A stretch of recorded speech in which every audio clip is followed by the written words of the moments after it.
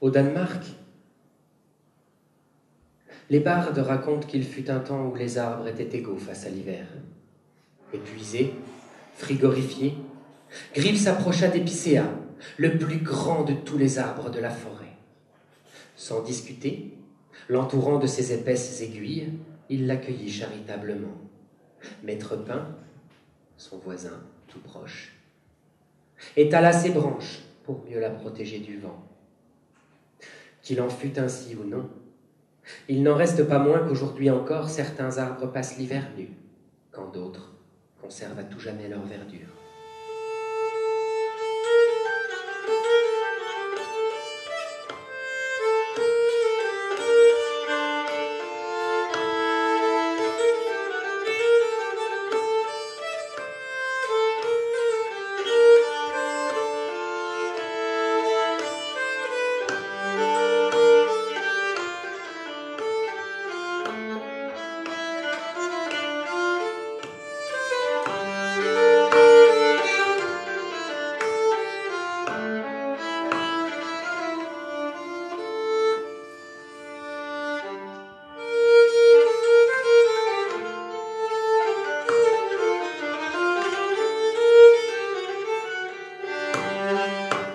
Cette femme-là était belle, belle comme une déesse en exil.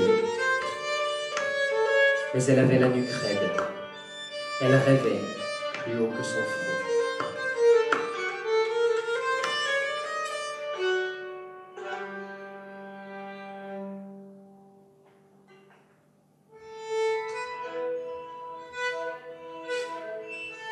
Ils allèrent ainsi un moment. Et puis, elle sentit pousser des griffes au bout des poings qui la serraient. Elle gémit, leva le front, et elle vit deux mufles flairant la brise mouillée de la mer. Ils n'avaient plus visage humain. Ils étaient deux bêtes sorcières. Que faire quand on n'est plus rien qu'un être que le vent traverse sur un rivage sans chemin? Chanter.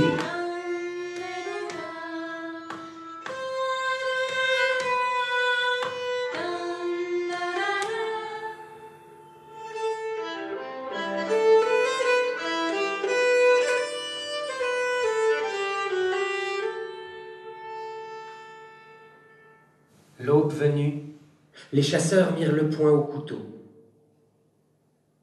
Elle leur tendit ses mains, sa bouche. Ils reculèrent. Ils s'enfuirent, hurlant au démon. Il se leva. Il mit sa ceinture, réveilla ses joues d'une poignée de neige. Et il s'en alla jusqu'à l'igloo de la femme squelette. Il la trouva,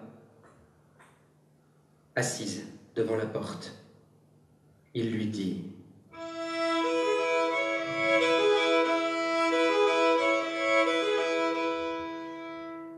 Salut, vieille femme. » Elle leva le front et répondit: « Vieil homme, sois le bienvenu. »